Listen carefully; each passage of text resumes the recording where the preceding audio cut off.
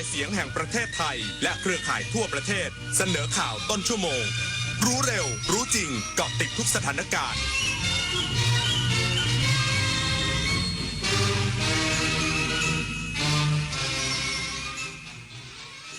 รับฟังข่าวต้นชั่วโมง 17 นาฬิกากับธราวุฒิวิชัยดิตครับนายกรัฐมนตรียืนยันไม่มีพฤติกรรมอำพรางเพื่อหลีกเลี่ยงภาษีอีกสักครู่กลับมาติดตามรายละเอียดครับกองทุนพัฒนาสื่อปลอดภัยและสร้างสรรค์เปิดรับข้อเสนอโครงการหรือกิจกรรมประจำปี 2568 วงเงินงบประมาณ 300 ล้านบาท จำนวน 3 ประเภท 1. ประเภทเปิดรับทั่วไป 90 ล้านบาท 2. ประเภทเชิงยุทธศาสตร์ 170 ล้านบาท 3. ประเภทความร่วมมือ 40 ล้านบาท เปิดรับสมัครตั้งแต่วันที่ 1 ถึง 31 มีนาคม 2568 ติดตามรายละเอียดได้ทาง www.thaimediafund.or.th Facebook กองทุนพัฒนาสื่อปลอดภัยและสร้างสรรค์หรือโทร 02-273-0116 ถึง 9 คุณรู้สึกถึงมันหรือเปล่ามันอยู่รอบตัวเราแต่เรามองไม่เห็นมันแทรกซึมเข้าสู่ร่างกายของเราอย่างง่ายดายมันคือนาโนพลาสติกอนุภาคจากการแตกสลายของพลาสติกขนาดเล็กกว่าเส้นผม 100,000 เท่าที่ปนเปื้อนอยู่ในระบบนิเวศส่งผลต่อการเจริญเติบโตระบบสืบพันธุ์และอวัยวะสำคัญอื่นๆร่วมลดการใช้พลาสติกในชีวิตประจำวันเพื่อลดมลภาวะนาโนพลาสติกกันนะคะขอเชิญพุทธศาสนิกชนและผู้มีจิตศรัทธานมัสการพระสมเด็จองค์ปฐมพระพุทธเมตตาณวัดเทพประธานอธิพรอำเภอสอยดาวจังหวัดจันทบุรีพระพุทธรูปนินรัตนองค์แรกและองค์เดียวในโลกสร้างขึ้นเพื่อถวายเป็นพุทธบูชาและเป็นพระราชกุศลแด่ในหลวงรัชกาลที่ 9 เนื่องในโอกาสพระราชพิธีมหามงคลเฉลิมพระชนมพรรษา7 รอบ 5 ธันวาคม 2554 ร่วมเป็นส่วนหนึ่งในการสืบสานศิลปะพุทธศาสนาแห่งภาคตะวันออกสักการะได้แล้ววันนี้ใช้ของหลวงคือเรื่องใหญ่ทรัพย์สินราชการอาทิรถยนต์ของหน่วยงานหากนำไปขับขี่โดยไม่ได้ใช้ตามหน้าที่มีความผิดทางอาญาโดยเฉพาะกับพนักงานที่มีหน้าที่รักษาดูแลทรัพย์สินอันนั้นหากใช้อำนาจโดยทุจริตมีบทลงโทษตามประมวลกฎหมายอาญามาตรา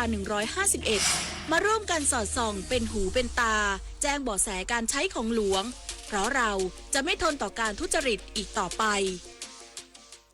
นายกรัฐมนตรียืนยันไม่มีพฤติกรรมอำพรางเพื่อหลีกเลี่ยงภาษีและกลายเป็นแหล่งทุจริตตามที่ฝ่ายค้านกล่าวหาในการอภิปรายไม่ไว้วางใจ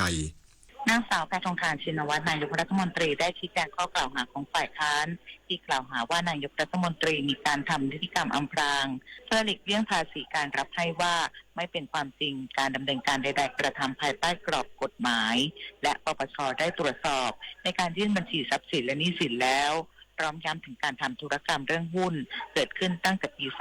2559 ก่อนเข้าสู่การเมืองมีความตั้งใจปรับโครงสร้างโดยการซื้อขายผ่านตัวสัญญาใช้เงินหรือ PN เป็นหนังสือให้คำมั่นสัญญาจะใช้เงินให้อีกบุคคลหนึ่งตามระยะเวลาที่กำหนดไว้การออกตัวสัญญาใช้เงินได้ทำธุรกรรมอย่างถูกต้องตามกฎหมายและดำเนินการโดยเปิดเผยจึงไม่มีเรื่องของพฤติกรรมอำพรางเพื่อหลีกเลี่ยงภาษีและกลายเป็นแหล่งทุจริตตามที่กล่าวหา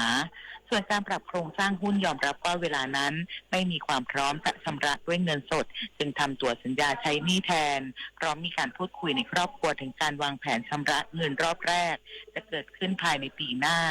ทั้งนี้เมื่อเกิดการซื้อขายหลักฐานทุกอย่างจะปรากฏในบัญชีทรัพย์สินและหนี้สินซึ่งปปช.สามารถตรวจสอบได้และเป็นไปอย่างโปร่งใสขณะที่กรณีที่ดินอันพายเกิดขึ้นมาเป็นระยะเวลานานแล้วยืนยันว่าการซื้อที่ดินทุกแปลงของครอบครัว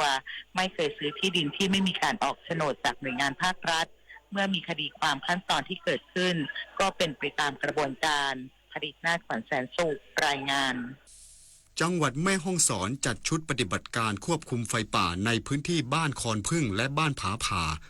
นายคำผันโมกไทยสงฆ์นายอำเภอศพเมยและผู้อำนวยการศูนย์ปฏิบัติการป้องกันและแก้ไขปัญหาไฟป่าหมอกควันและฝุ่นละอองอำเภอศพเมยมอบหมายให้นายนฤพลจิกยองปลัดอำเภอกลุ่มงานความมั่นคงนำกำลังสมาชิกกองอาสารักษาดินแดนอำเภอศพเมยที่ 7บูรณาการร่วมกับองค์การบริหารส่วนตำบลแม่ขะตวนและหน่วยป้องกันรักษาป่าที่มศ6ศพเมยจัดชุดปฏิบัติการเข้าควบคุมไฟป่าในพื้นที่บ้านคอนพึ่งหมู่ที่5และบ้านผาผ่าหมู่ที่1 1 ตำบลแม่ขะตวนอำเภอศพเมยจังหวัดแม่ฮ่องสอน การปฏิบัติการในครั้งนี้มีเป้าหมายเพื่อลดความรุนแรงของไฟป่าและป้องกันการลุกลามไปยังพื้นที่อื่นซึ่งส่งผลกระทบต่อสิ่งแวดล้อมสุขภาพของประชาชนและระบบนิเวศโดยรวมโดยเจ้าหน้าที่ได้ดำเนินการลาดตระเวนตรวจสอบจุดที่เกิดไฟป่าและดำเนินมาตรการควบคุมไฟรวมถึงสร้างแนวกันไฟเพื่อลดความเสี่ยงในการขยายวงกว้างของไฟป่าทั้งนี้ศูนย์ปฏิบัติการป้องกันและแก้ไขปัญหาไฟป่าหมอกควันและฝุ่นละอองอำเภอศพเมยยังคงเฝ้าระวังและติดตามสถานการณ์ไฟป่าอย่างใกล้ชิดพร้อมทั้งบูรณาการร่วมกับหน่วยงานที่เกี่ยวข้องเพื่อให้สามารถแก้ไขปัญหาได้อย่างมีประสิทธิภาพและลดผลกระทบต่อประชาชนในพื้นที่ให้ได้มากที่สุดขวัญกมลชื่นสนธิพันธ์สวทแม่ฮ่องสอนรายงานจังหวัดนครศรีธรรมราชเปิดกิจกรรม Kick Off โครงการพัฒนาและดูแลแหล่งน้ำดิบเพื่อการผลิตน้ำประปาระดับจังหวัดมุ่งเน้นให้ประชาชนมีคุณภาพชีวิตที่ดีขึ้นนายวิทยาเขียวรอดรองผู้ว่าราชการจังหวัดนครศรีธรรมราชเปิดกิจกรรม Kick Off โครงการพัฒนาและดูแลแหล่งน้ำดิบเพื่อการผลิตน้ำประปาระดับจังหวัดของจังหวัดนครศรีธรรมราชบริเวณโรงสูบน้ำท่าใหญ่ตำบลท่าดีอำเภอลานสกาพร้อมเปิดเผยว่าจังหวัดนครศรีธรรมราชเล็งเห็นถึงความสำคัญของแหล่งน้ำดิบซึ่งถือเป็นต้นกำเนิดของกระบวนการผลิตน้ำประปาจึงได้ร่วมกับเทศบาลนครศรีธรรมราชซึ่งได้รับคัดเลือกเป็นต้นแบบระดับจังหวัดในการพัฒนาปรับปรุงและเพิ่มประสิทธิภาพระบบประปาหมู่บ้านขององค์กรปกครองส่วนท้องถิ่นให้สะอาดได้รับการรับรองคุณภาพขับเคลื่อนตามนโยบายที่ 5 ของกระทรวงมหาดไทยน้ำดื่มสะอาดบริการประชาชนนำไปสู่เป้าหมายการบำบัดทุกข์บำรุงสุขส่งผลให้ประชาชนมีคุณภาพชีวิตที่ดีขึ้นเสรณีนาวงศ์ทีมข่าวสวทนครศรีธรรมราชรายงานจบข่าวธราวุฒิวิชัยดิษฐ์อ่านรับฟังข่าวครั้งต่อไปเวลา 19 นาฬิกาครับติดตามข่าวที่นำเสนอไปแล้วได้ที่ www.thainews.prd.go.th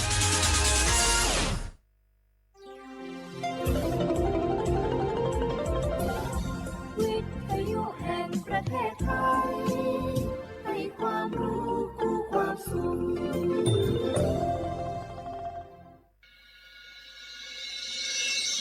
สถานีวิทยุกระจายเสียงแห่งประเทศไทยจังหวัดเชียงใหม่ AM 1476 กิโลเฮิรตซ์สถานีวิทยุภาคภาษาชาติพันธุ์แห่งเดียวในประเทศไทยที่มีความทันสมัยเชื่อถือได้สร้างอัตลักษณ์กลุ่มชาติพันธุ์สู่สากลนกกระดาษจากทั่วภูมิภาคที่คนไทยทุกคนช่วยกันพับขึ้นมาส่งไปแจกจ่ายให้กับพี่น้องชาวไทยใน3จังหวัดภาคใต้ย้อนกลับไปเมื่อปี 2547 รัฐบาลในสมัยนั้นมีแนวทางยุติความรุนแรงด้วยการเชิญชวนคนไทยทั่วประเทศพับนกกระดาษกว่า 62 ล้านตัวนำไปโปรยจากเครื่องบินสู่พื้นที่3จังหวัดชายแดนใต้เพื่อเป็นสัญลักษณ์ถึงการรวมพลังของคนทั้งประเทศที่ได้ส่งแรงใจให้กับคนในพื้นที่จังหวัดชายแดนภาคใต้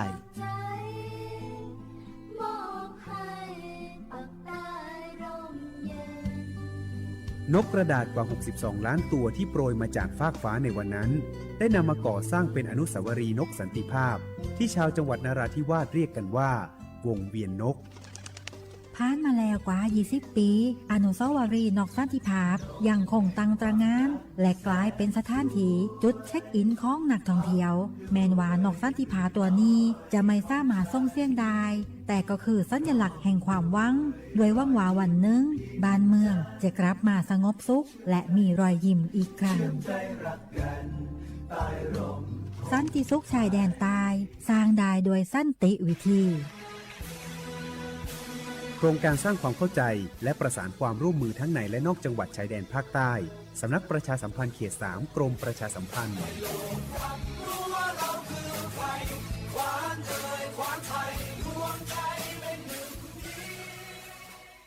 บุกกี้ดูนี่สิข่าวรับสมัครไปทำงานต่างประเทศเห็นว่าจ่ายทั้งค่าตั๋วเครื่องบินให้ที่พักฟรีแถมมีโบนัสตั้ง5 เท่าของเงินเดือนมีเงินส่งให้ที่บ้านสบายเลยแต่เขาขอค่าดำเนินการเป็นแสนใช่ไหมแล้วก็ให้กรอกข้อมูลส่วนตัวแอดไลน์สแกน QR Code ด้วยรู้ได้ไงอ่ะกำลังจะโอนเงินไปพอดีเลยก็ตอนนี้นายหน้าเถื่อนกำลังระบาดหลอกไปทำงานต่างประเทศรายได้ดีมีสวัสดิการเลิศพี่สาวฉันโดนมากับตัวเสียเงินเป็นแสนแทนที่จะได้โกอินเตอร์โหแบบนี้ก็พังหมดสิขอบคุณนะที่เตือนเกือบไปแล้วไหมล่ะเราคิดให้ดีก่อนเชื่อเช็คให้ชัวร์ก่อนแชร์แยกแยะข่าวก่อนตกเป็นเหยื่อ ไม่เชื่อไม่รีบไม่โอน โดยสำนักประชาสัมพันธ์เขต 3 กรมประชาสัมพันธ์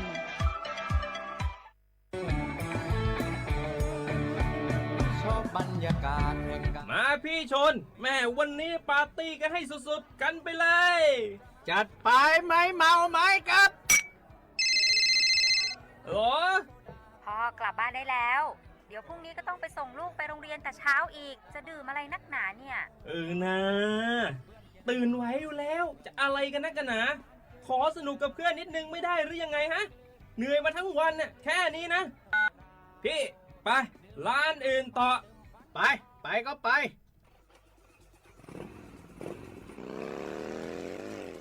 เฮ้ยพี่ทำไมรถคันนี้มันขับช้าจังเลยเนี่ยแซงไปเถอะแซงเลยแซงไฟแดงอ่ะฝ่าไปเลยพี่ตรงนี้มันไม่มีกล้องไม่โดนจับชัวร์เอาวะไปก็ไปเฮ้ยพี่ระวังรถ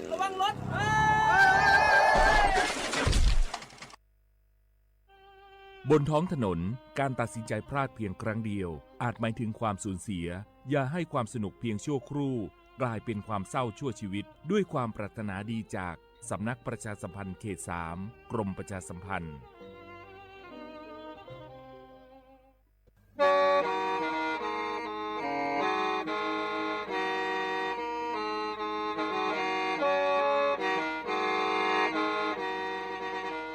Đầu núa, gió tống chua sang xua, cú tế chờ thai, đợi lũ xén trăng mải. Lũ chay hà lù mong, inu bế hà o trà. Giáng sơn chú bế hà thầu sư hở, giữ tên dù trao tên. Giáng trong tu bế hà thầu sư hở, cầu sang tên dù cầu gì tên. Trang tờn đợi sang, AM, kế ý chánh bao bùa. Sang chậu trào kHz đầu núa mông do bế lù mông suốt lờ so cá nồng tàu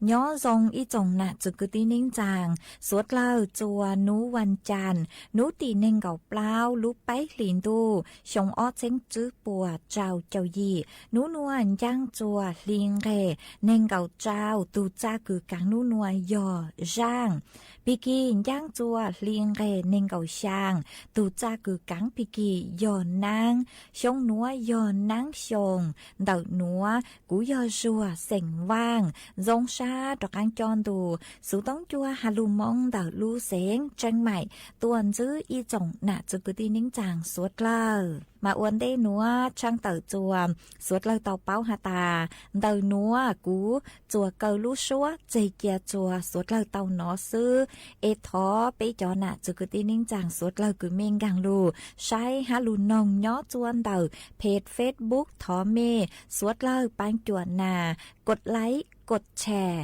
อีเล็งอีแชร์ปูจัวเพจสวทเชียงใหม่ AM อีเช้งเปล่าปัวช่างเจ้าเจ้ากิโลเฮิรตซ์มาอวดจอมดาวจัวชัวชัวเล็งชัวตูกือปังจัวเชิงกังดูสุต้องจัวฮัลลูมงดาวลู่เสียงเชียงใหม่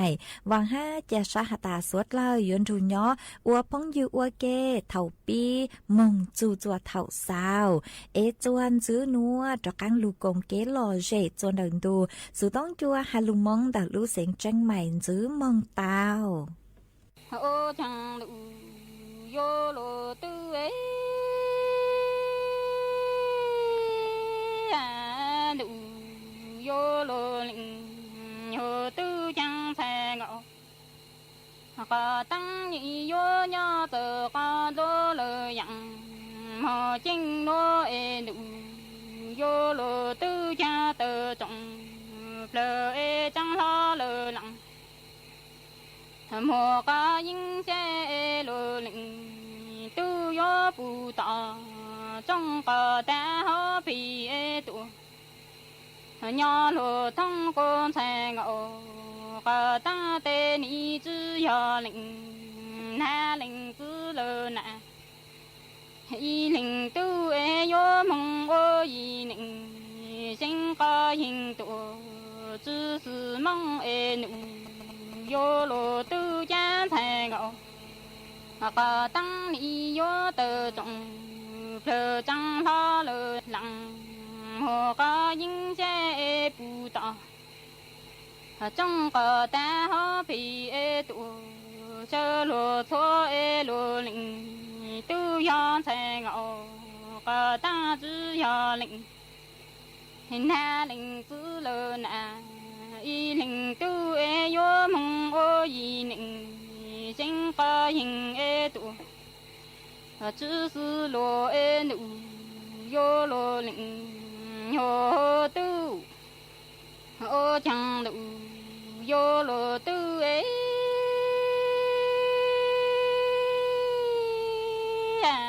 nụ yo lô lĩnh yo tu cha thề ngọ cả tăng ni yo tờ trọng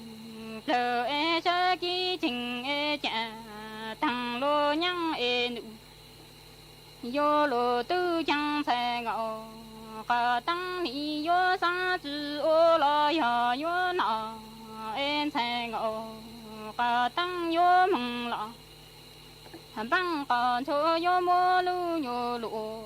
con lô long ô ca yu lu đa băng e nụ yo lô lĩnh tu yo đào chữ nhà lô lĩnh tu cư lĩnh trong e lu xa trong e nụ yo lô lĩnh tu chan thề ngọ cả tăng ni ra ký trình tụ mong ô nhang e thề ngọ cả ta sang cả rõ ta chữ lý tụ là ya yo năng e mong là băng còn cho mô lu yo lụ con cư lụ lòng e ô ca yu lu ta cho e nụ yo thề ngọ cả tăng yo mong đo chữ nhà lĩnh tư cư lĩnh trong e lu cha thua e nụ yo lô lĩnh tư chẳng thề ngọ cả tăng ni yo tờ trọng lờ e yo mong nọ la nọ mong chữ căng e yo năng lờ tị cả ta tụ mong e năng chữ su e thề ngọ cả tăng lu nhờ chi đặng cả chu tụ nhớ lờ tăng cô chẳng lòng xa lòng chữ tu lờ lụ cả lăng cho thâu du hồ nụ yo lô tư cha thề ngọ cả tăng ni yo năng lờ tị cả ta tụ mong chữ su e ni nọ la nọ mong chữ cho e lu nhờ chi nặng cả chu tụ lô tăng cho cô lòng xa lòng chữ tu lờ lụ cả lăng tụ mong e cho yang tho e nụ yo thề ngọ cả tăng e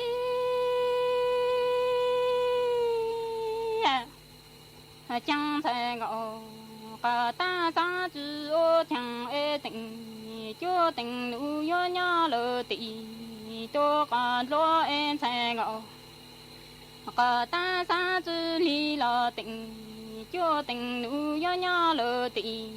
cho cả đi e thề ngọ cả tăng yo mong lặng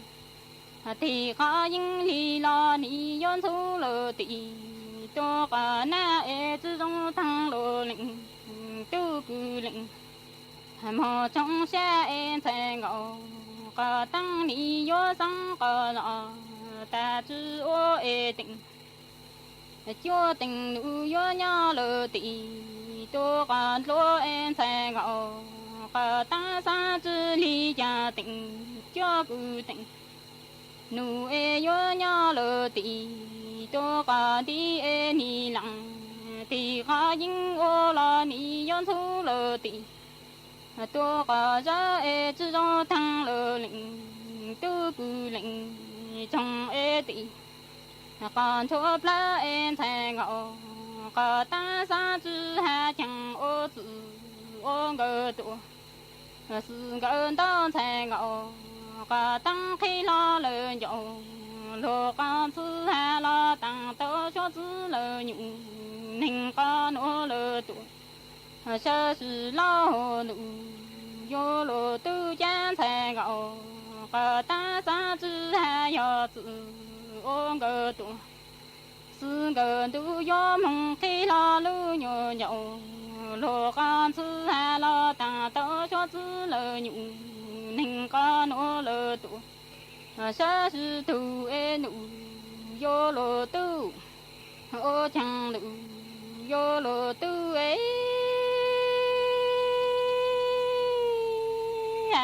江在我个大山个上，大家我是你心个一朵，让里诺的马路牛你小姑娘，心爱多，这个错了你等中当路领，有都下的梯子，我爱多，知道有人才我。个当你要上个上，但我路牛宁，小你心多，让里诺的家莫路牛宁，小你心多，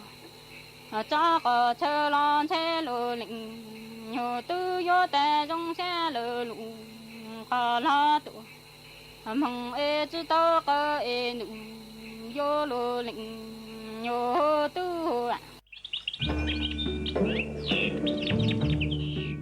Lũ sáng tranh mày, thó kế công tê suốt lờ, chó lỡ, lù sư bán chùa tí thái, bán phú á ồn, há chó phú chùa cử trừ rồng lùn tờ kế lỡ, sư lê, lỡ há rồng, lỡ lông khùa, lỡ la lỡ tê, vì do chó nụ chứ bố mua, ma trà càn, chứ bố của mua kế lỡ, chứ nụ tỷ y, lũ y lìn đô, xong ó chênh chứ bùa trao chào gì, mong chú, nú tì cầu chư, lú chư liền đô, xong ó chênh chư bùa trao chào gì nữa. Do lên tư, cứ dũa lỡ, dũa chủ tàu lông thà biên, thó kế khéng, luôn tàu chó nụ chư bùa,ผ่านระบบไฟดีอวนเด้ยอเล่งตือจื้อนองลูเจ๋งเหลอยัวมั่วลูจื้อเจ้าเก่าห้ามบลัวจื้อเท่าเลนเตออ้อเช้งจื้อปวนบ่าเราชื่อเต้เท่ากู้ยัวเก่าห้ามบลัวตื้อชื่อลูเสียงเจ๋งใหม่เช่าเก๋ชื่อเทคโนโลยีลูปังจั่วจวนเตอเต้ขยะฮะเต็มลงพัวลูตีไทยจื้อปูกว่ามั่วเก๋เหลอมงจวนจื้อยังตอนเด้ฮะจื้อตังเลนเตอยัวอัวจัวมั่วจ่อฟัวจัวรองมงตังอีทียอปู่หาตามั่วเล่งตือกือเงียเหลอมั่วเป็นสื่อก่อเตาจนเดาจ่อหนูจื้อจัวตุมเบอร์สุต้องศูนย์จื้อเปอีอยี่ศูนย์ยี่รอชื่ออีจัวอีเดาเตาชัวรู้ชื่อเหอเน่งเก่าเปล่าชั่วโมงจวนจื้อหนัวอยู่มวยอีช่างลูเป้าจะลูทางจัวสวดเราเตาเป้าหาจูนเดอตุมมอดเจ้าเลื้อลางมาเจ้าเล่ช่างหนัวกูเตามั่วตูหนูจื้อคือหูหตานายคารมพลพรกลางโฆษกประจำสำนักนายกรัฐมนตรีกูเตาเต่าต้วนทัวเตาฮาเลนัวหตา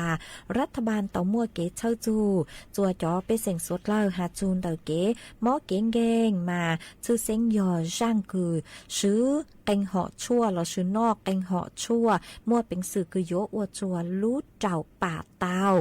มาปู่เต้าหาตามอีชงคลาวอีชงจอต้นหนึ่งคือมั่วตุ่มมอเจ้านึกกูจ้องจู่ตัวหาหัดเจงอวดจัวมั่วผลกระทบจัวเศรษฐกิจกูเต่ามั่วเก๋ปวดชั่วป้องย่านดาวดาวเกิงเก่ามาวีเล่นดาวหนูเจจอหนูจื้อรัฐบาลปวดชะเลเต่า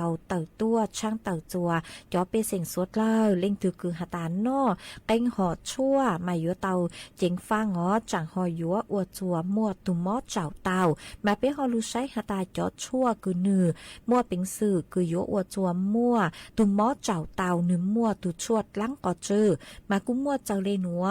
จอชั่วปังเปิดเทินเด้หนูเจยอปังเปิดคือหูหตากลุ่มยาแก้ปวดอักเสบที่ไม่ใช่สเตียรอยด์ซูเลกือตุชั่วแอสไพรินไอบูโปเฟน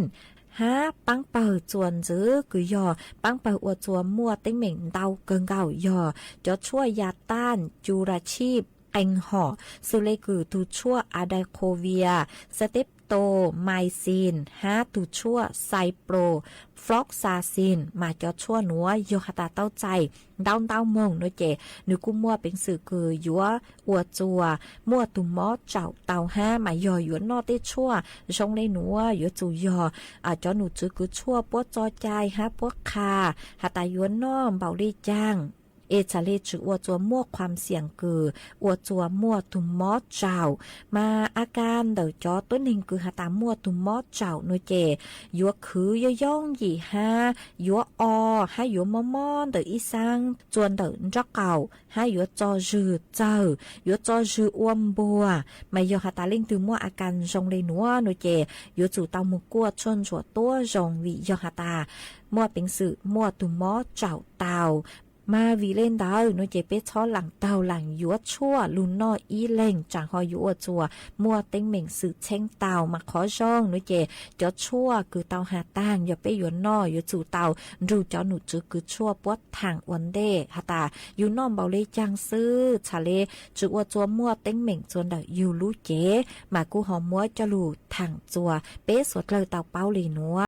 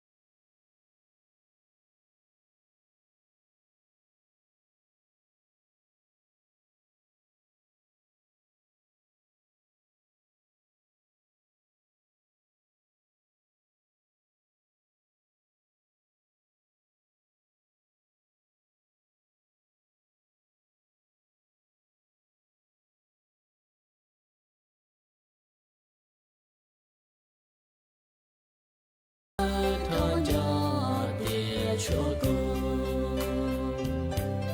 giải mù la thon nhỏ lìa chúa cô nì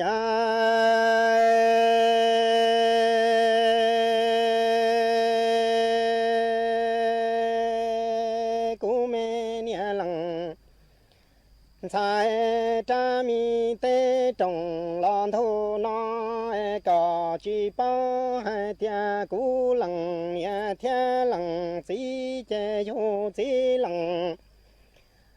tu nó trang đủ tỏ xe mu tòa bể hô ha cú lằng nhà lằng chỉ yo to chỉ lằng tu quan thọ yu yang ta chua chi la cầu cho xong la chi tu na che ni ya y lăng tu wa na mu ti cha en da ta cha trong mi te na la cha mi mong rong jin che ku mi nian lăng han sai li có tu chế chi lo chi xia lo pla plu lo te ha me shi nya chi tu ni sa yu yu hai tia ku mi nia lang sai có la rong li lu cha chu ha chang chia mo le li ro cho ku na ma nì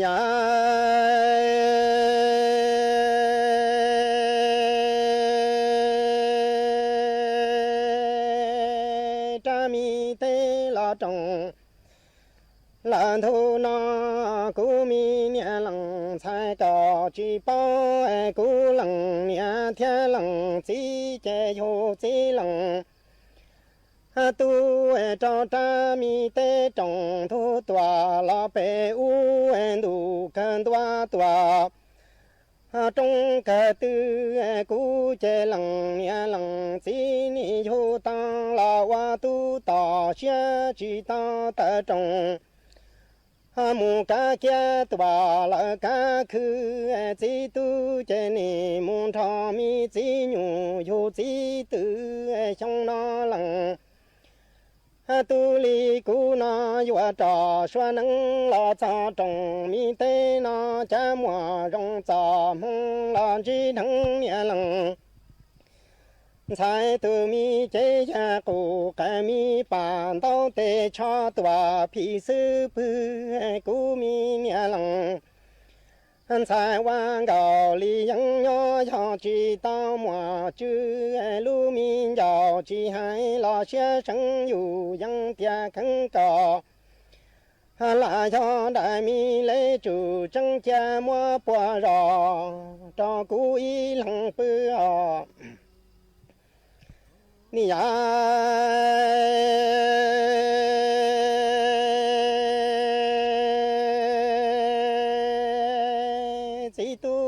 yua trò yua nâng lo cho trồng mi tê no ni chi li thăng cú nia lằng sai li cỏ cú nia lằng sai cha yang ya che ni rong ta li toa tu mi pa tăng pa wa la han cha li ya cú mi nia lằng sai cỏ lằng nia thia lằng chỉ nó ta cha nu tu chi yu cỏ lo yu ta tu mi chi lo chi xia lo cú mi nia lằng sai wa ra tu ni đăng đủ đa cú pla wa su tư la đăng đủ đa cú pla cho im lòng xia trong nó cú tòa han chỉ có là tan cho rong li cú mu cho y luôn đủ chia mà nì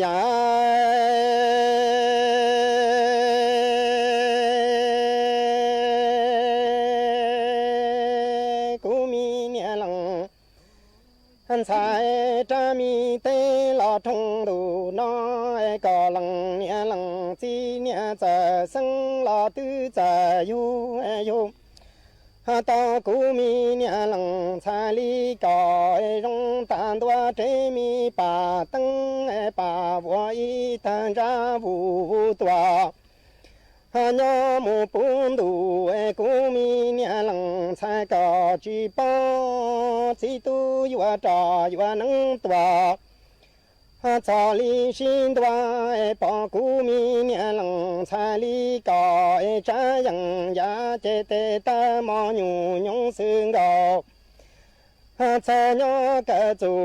古年冷彩高举报高举古容里家古短举高。老大新场容里古木崩塌找一扎的老早咱路这容现场了那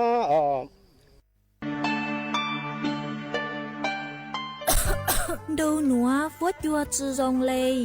ยอปังฟัวอาองค์ PM 2.5 ดาวเหงอัวปังจือเท่าเลยยอเกยละมายอเป๊เจ๋งเจียรงเลยหนัวยัวอัวจัวมั่วเต้งเหม่งจัวสวดเลาหาจอตูช่างเต้เธอรู้เจตาวชื่อตังเล่นเด้อเศรษฐกิจชื่อรงฮาเอเป้ยัวชื่อปังเลาเต้งเหม่งเลยจางย่องย่องหยีซื้อลูปี้จวนเดายูทูเข่งชอดเหลาเต็มล่องครัวเต้ขยะลูดหลงเป๋าเก๋อวล่าอวเต้ชอดเหลาลูซื้อเก๋ไถ่เผาเต้มัวเต็มล่องครัวลูอวจีเจ้าลูซื้อปังตีไถสัวเตอยอปูมั่วเกลเหลอหาจัวจอหนูจื้อเจ้าหน้าที่มงซื้อปังตัวหาซื้อปังจอชงตรงอัวกัวปัวจัวซงเจจอตู้ช่างเตเธอ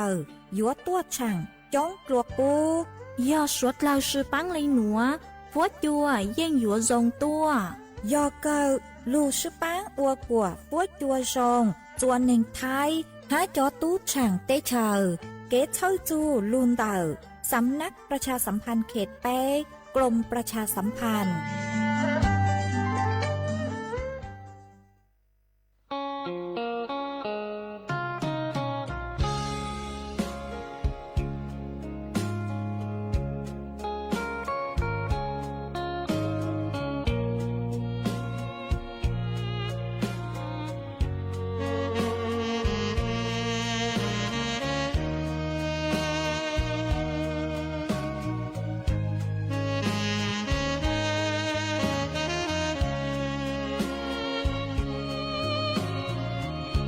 có đường của cô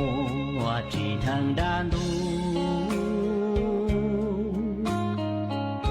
của gió bao xuống gió có tu lu có chỉ thằng lọ của mùa trần đu của rong có chỉ té cô hậu đùa đàn đu cô nó lờ mò có phía con gió luôn bao cha đời nê già ta cô nó than thó làn gió của nhỏ có chỉ thua xiêm lo là hoa nia chi lo lo li nó cu yang chỉ nó còn có quan cho cu họ từ có lu qua chân mò ca lu là hoa nia chi hoa ya la tu bao có xe thả lời mó có nia cụ lũ thơ có than thó cho xì nô nọ kia qua món từ xì nia là do có tu chỉ có tư chỉ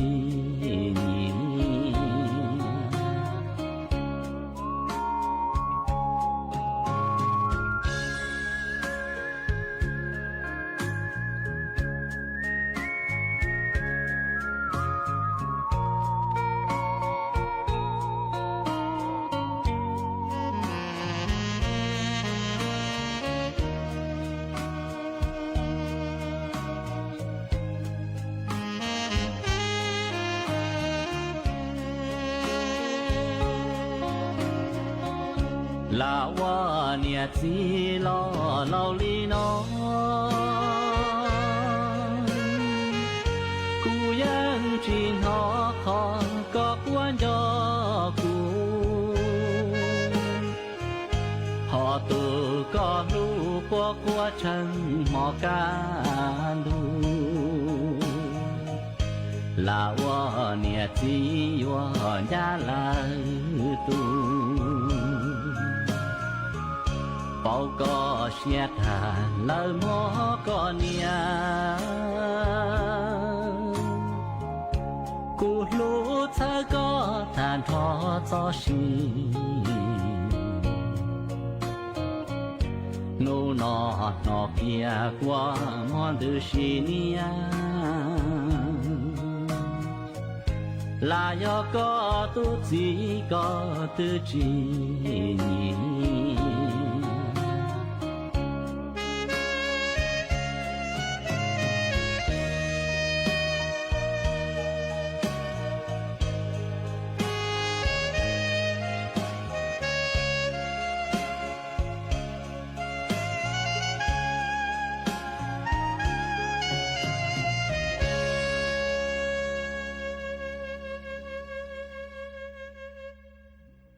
nhớ rồng trong cái ti phong dư mót chùa xóa lên số tù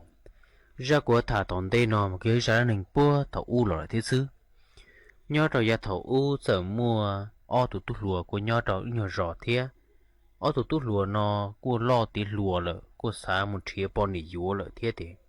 người của xí dầu xí lùa một thả lúng câu mà nhớ rồi lúc rõ co cái rõ mong nhớ trông chỉ chờ thế ta xìu cô chỉ mua tê tuần xài vô rong dúa lọ bọn nỉ lợ đó khó để chọn xài từ một giờ ta rồi là tê còn một giờ ta là thì người cô chỉ mua lồng câu nhất rồi thả lô thì thảo trong liên tới là thì người vừa tàu một chia lồng câu rồi một chia bao nhiêu tàu lúa rò thả là xứ xếp một tàu bao nhiêu chúa xứ thì nhau chỉ để tàu lúa rò có một tòn tê cô chỉ để cô mua ta li ít nhiều sự hở kế nữa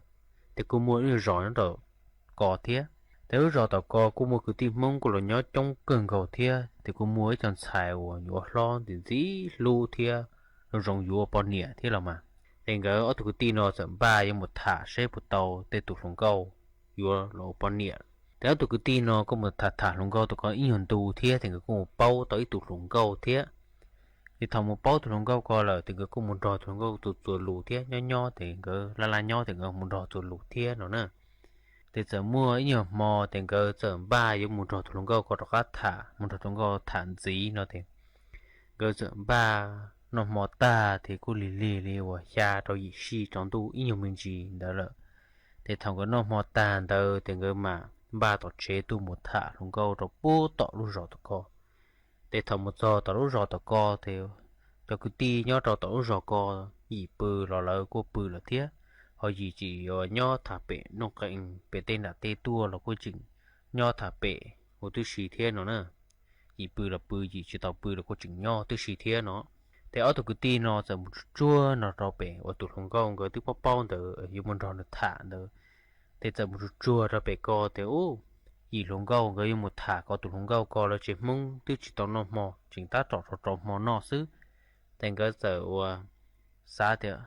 nhưng nếu chỉ tao nó mò thì một rau rồi dễ tao toàn lúa ra to thì tối bên nó mò ta trong nó bự thì mình trong được thả xứ nó nè cho họ cái tu nó gió lên tới là thì thầu tụi lông khâu thế ở là chỉ muốn nó mò ta là thì thầu tụi lông khâu mua tê của tư tài nó chạy chia ta rồi nó mò ta đâu thì tụi lông khâu mà nó dễ chơi bự thì thầu nó dễ chơi bự thì của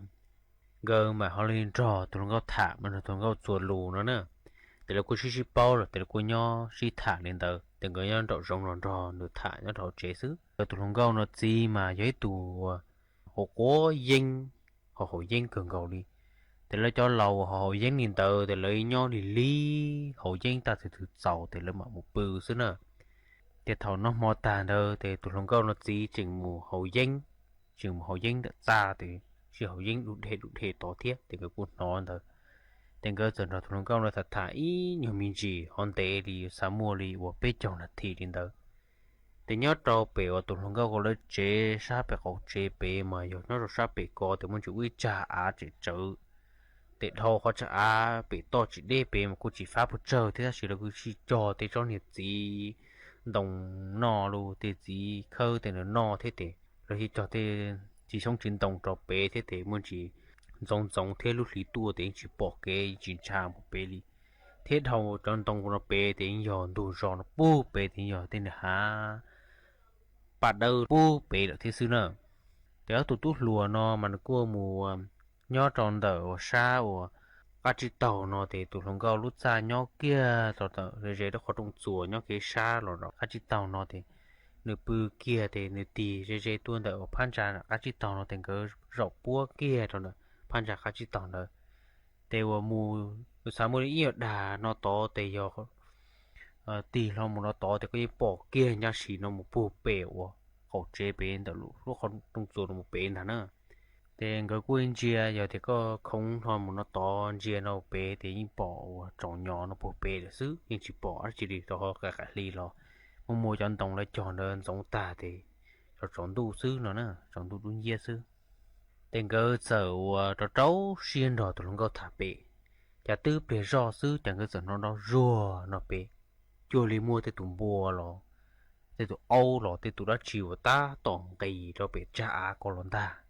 แต่เขามัวคมลงเต็นเขาคมลงรอรอเทียอีตุ่มเบอร์เจอว่ามาสะใช้หมูเปใช้หยอดจีหยอมบัวได้จีจะใช้รอนะอู้จะรงลีตุด้าตัวจีชูนตาตาตองเกยกองเกยเราจูโอลุลุเราจูเราก็ติใช้จึงตาตกลงดังเกลูเตตุจะปอนเดอเตตุจะสี่ร้อยตุแต่อ้อเล่งที่ใช้มาใช้หมูนันดูdùng lý tụi đã tua trồng nhỏ bé lò xứ nhưng chỉ bỏ tranh rồi giờ đã chỉ đi ta để cái cô tiền say cho họ giờ tin nền thiê yêu xia của xã nền thờ yêu xia của xã để cho họ đã tua thế nào nữa để thầu lo muốn gì chỉ cho yêu nó lúc họ trồng của chuồn đó thầu lúc thì chi một trâu tiền cái tiền say tranh nó ô chạy với tụi bọn dùng ô tiền cái mà trai trên trai đi ta thầu con người tức chỉ cá thì yêu kia là yêu chán nữa tiền cái ó linh của sau đó của ý là sa từ chế của một số tiền cái chỉnh bia sau lại có số tiền cái tí chỉ cho cá tiền cái yêu kia nó thì người sai rồi vậy từ của bọn dùng bao hồ đa cho họ nói chỉ không được cú gần gồ để chờ nó rau kia rồi trên lúc họ trong của chuồn đó nó nữa do nữ lọ hẹn cơ lọ do nữ lọ đã chín tới đi ta chờ nó rau lon tới tư bể rau sư để cho chờ nó đó cá đó rùa nó bể lọ thiên ta tiền cái giờจะอยู่เจอลูนี่เนาะแต่ก็ที่ตกก็ใช้ดูใช่แต่คนนี้ตกก็คนนี้เขารอแต่ก็กูใช้เกินกว่านี่ท่าแต่สิ่งก็กูใช้เท่าอยู่รัดจีเทียนเนาะเนาะแต่ก็ที่ใช้รอเนาะไปคนนั้นดูจะเขาลอกเกี่ยอีตัวตรงนี้ว่าอีตัวยูจะเจอเนาะแต่สิ่งมันตรงนี้เอาเทียแต่ที่ใช้รอว่าถอดรอเจรน่ะนอใช้มาเยอะตัวจีจ่อมาล่อจีล่อเลยตัวจ่อล่อเกินกว่านี่ท่าtiền cái mình chạy tiền cái xây rồi vậy tụi chó lo cưng con ta để tụi chó có thể lo cho cái tụi bọn rồng thì sẽ nó rọc cái cho tụi bọn rồng ít sáng được luôn chỉ bao giờ tụi chó thì bọn rồng lộ ra chín tới đi chỉ giờ là cho cái tụi lông con nó lộ trả nữa tiền cái chỉ bao tiền cái chạy thôi không được thì xây rồi vô kia là một chế cháu tụi con họ chầu cái thế thì cho người lúc kia trả lỗ cho họ chuối những tụ kế đê nó một tờ rồi quên tụ kế đê cần cầu thiệt tiền người quân trai cần cầu đi thì thằng con trai thì sai rồi chỉ bỏ cao cha thì ó tụ sợ ít tụ hai đó ít tụ xin xia thì cho nó tiền chơi ứng gà một khi lòng cao họ trong chế muốn đòn lòng cao bự số rồi để chỉ to lùa là thì thằng lúc xí hở con mà cua tiền lì là để sau đầu cua tiếp bự chia tả nhưng mình chỉ là thiên à tiền cái sai rồi chỉ tao một chế rồi chỉ tao lùa cháu tụi con chậu thế này sai rồi chỉ tao tiền cái thì suy từ tụi con chạy thâu rồi nè bỏ tụi con sống tụi chó có thể u trong cái tranh thế con chạy thâu không được thế nhưng chỉ tao lùa một sai đi thì tìm một sai thì cái chân sai thì có chỉ đi sợ tranh thì suy hồ kia luôn thì suy hồ kia là tao là họ lúc họ trong chế mỏ nó thì thế liền đời họ trong khi ở trong luôn vậy thì như tiền sai cần gấu thì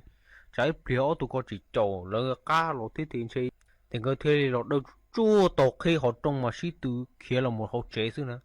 thì sĩ tử kia một chế một họ trong rõ gạt to xứ ta tiền cái một họ trong liệt lột cho rồi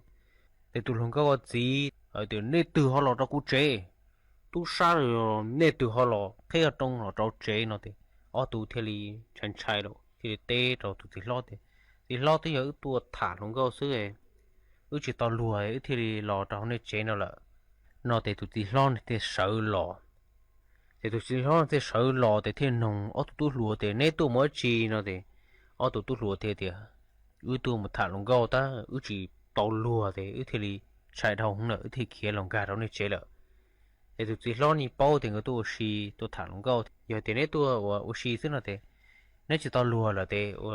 nên đọc bếp bưởi mò đầu và can thủ bỏ kế đó nếu mà một chế say nếu cô chỉ tao lùa thế nên là đọc bếp bưởi mò đầu thì tụi lo nó theo lời hù được tụi xài là kho tới họ chờ nó người bự thì người theo bự đỏ là bưởi mò đầu để thòng cái một bự lố để thòng lỡ theo lời bự có tiền người mà chạy lố để chuồng cái cứ nó cho thế tụi bọn rồng có cứ lố ở đâu bể rồi phan trào người bự đỡ tiền người mà chạy lố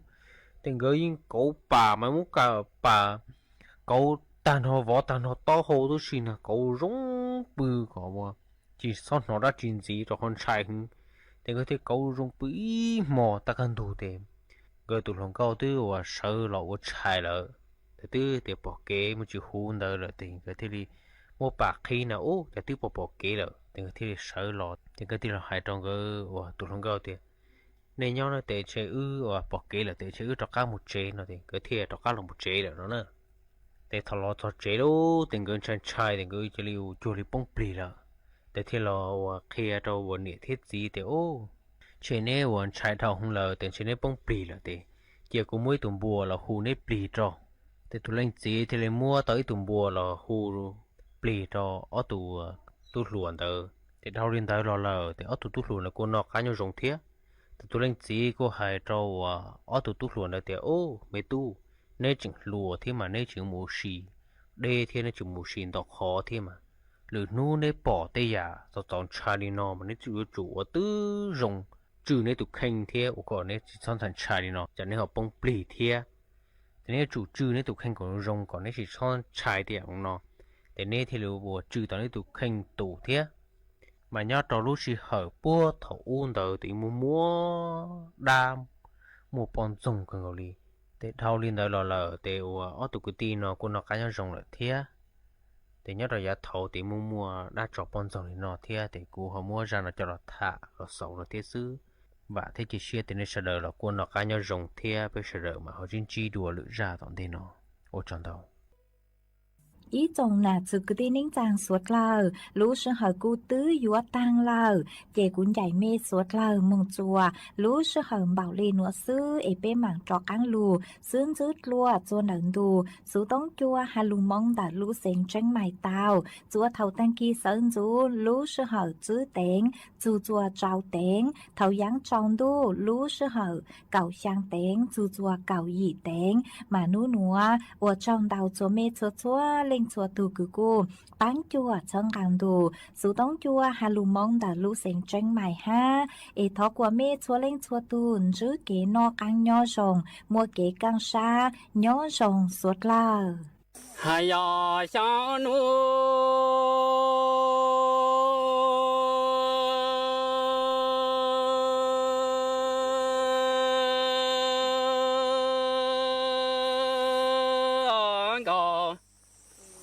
谁呢？你明才搞谁哦？家来都来，拿来几头都到个人是三朋友来打来让古等到知道么哎。小奴家苦苦地出山的长盆老的这么土的孤独这么多，给我那哎古他来当的节奏。lỡ cô sĩ giấy tới trong lần khi cho tù nu ở cha cú gò sẽ cha lệ tu lệ cú ê ô lệ na lệ chỉ tu đâu cô giấy sĩ xa giấy su phong Yêu lệ ta lệ ra tư đầu chỉ mù cha ô tu tu đầu sư cô ye tu mò khu sai sao nu chế tư chỉ mù thu tu tế cô tu trơ mong tu chú đà ai khu tế chú sa chế cha tao đi chú bố ra trong cái tuần tha ni cũng có say ta lo hay à sao nu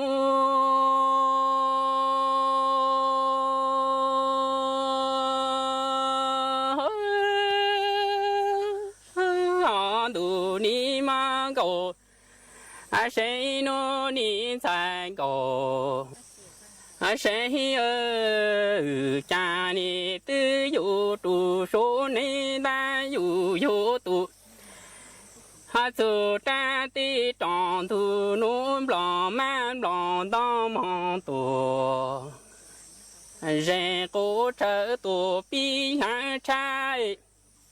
cha đủ cố đi tu chỗ tu chém lò man lò đom rê rán rô tì tô cố sa nu họ cha lại họ tu tu tu cha ti tròn tu nu em chỉ tham mi sai có sinh lý cứ có chế rong rong có bao tu chớ mò nhu họ nhau hà lu tu lu con si ta con rong ra tê tê chế cha cô lu la tu y chín trai anh tư yêu chỉ ta lệ tu nô lợi tề mong chú sa nơ cha có chỉ mù sa cô số lu cha chế mù na sa chế cha than dù cho tu cái khổ sa sẽ có bồ lan đủ lệ tu tha tu tế tu tơ sĩ bồ cha họ có sĩ sa Giêsu phong như tu sư sa cha họ tu tế tu họ trâm họ ca ta bù ma họ tu in chú ca nơ cha ni ha tư yo yu ta tu tu số tu này tu su ta tê cứ tròn lu tu nu e chế cha tu lòng chế cô chế ha tư na tu tu cô cha nu họ cha lệ tu lệ cu chế chế yu chế tu su ta tê cứ tròn lu tu nu chỉ ta mi sai có sinh lý cứ có chế lệ na lệ chỉ tư giờ giờ yu tao tu rong rong có chỉ ya cụ cái bà plu chớ mò nhu nhau ta cô ru tế chỉ ta cô lu là tu y chỉ ta nơ cha ni yo gì ta lệ tu nu tì nhu số pla say yu ye ta chỉ mù sa lu cha chế mù sa chế cha tu tế tu tơ tha tu ha ki khổ pla say bồ mù y lu lu rèn say rèn gì có sa mong tu yo lỡ có pla cha họ tu tế tu tơ mong ca ta bù ma tu in chú ca tu tu su chớ chế tư yu nhỏ là say yo